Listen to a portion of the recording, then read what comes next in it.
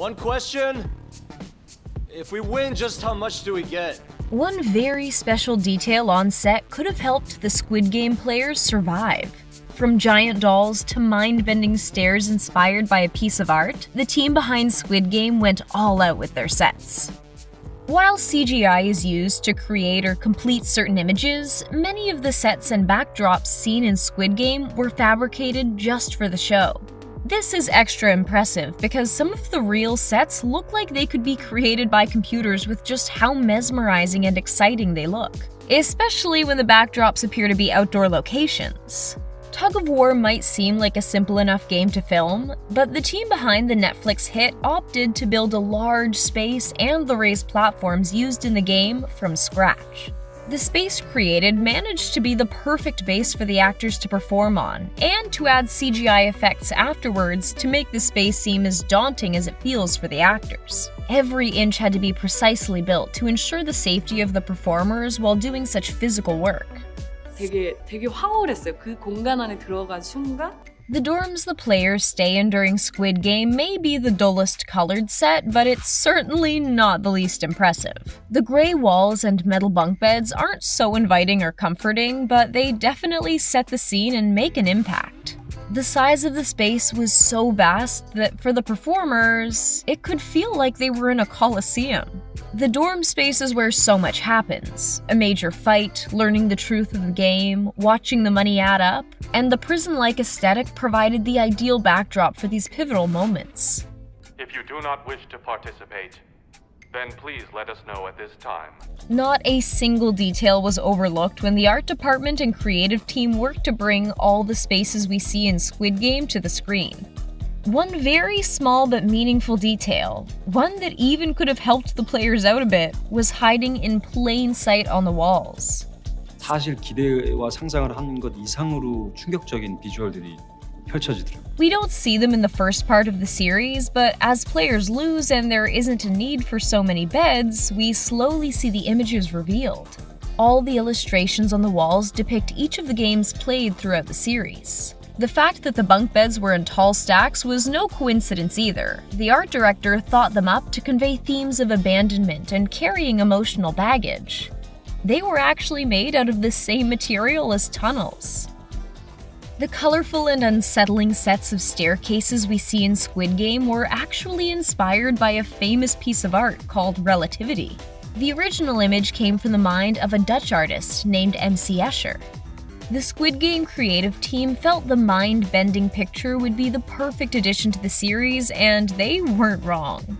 The original photo includes 7 stairways arranged in a world where gravity is different, and considering Squid Game really turns every player's life upside down whether they want it to or not, the homage paid to this classic piece of art makes a lot of sense and just adds to the genius of the show. Whoa, this place is gigantic. A part of what makes these sets so incredible is the sheer scale of them. The space of the children's playground for the Honeycomb game featured real, enormous versions of playground equipment, with a fake drawn sky background making the whole scene look like an image we'd see in a children's book. It did an incredible job at bringing us a freaky playground vibe. The large-scale equipment also helped with making the players feel like children, replicating what the environment would have looked like to them when they were young. The team definitely accomplished the formidable but also familiar and reminiscent of childhood look that director Hwang was hoping to achieve. So our options are circle, triangle, star, umbrella. We can't discuss the incredible sets without mentioning one very impactful prop. If that's what we call a creepy giant doll that had the power to take any player out that it saw moving. The red light, green light doll is a major part of the scene for the initial game and shockingly wasn't created just for the show. Yes, this terrifying giant mugunghwa doll actually existed before and was displayed for the public to see at a museum adventure village in South Korea. The doll is back in its original home since the production wrapped, so people can see this amazing piece of the Squid Game story in person. It seems like the games were tough for the doll as well, since it now is inexplicably missing one of its hands. Some cast members were actually speechless when they were on set for the first time, thrilled by the fact that they'd get to interact and perform in these incredible spaces.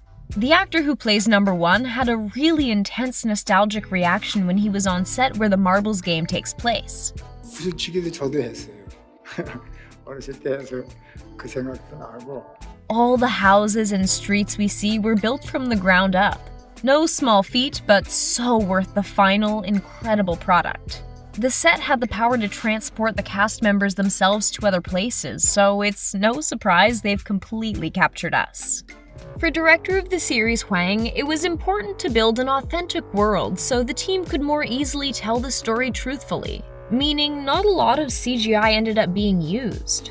Not a corner was cut, and the Squid Game team decided to really build everything we see. Oftentimes, extremely large versions, which only added to the impressive production. One of the coolest examples of a non-CGI shot is the very first game, Red Light, Green Light, where there were actually over 400 performers on the set playing the game. Oftentimes, in scenes like these, loads of people end up being added in with CGI, but since the set itself was so enormous, they were able to accommodate a massive cast and crew. Over there. Looks really freaky.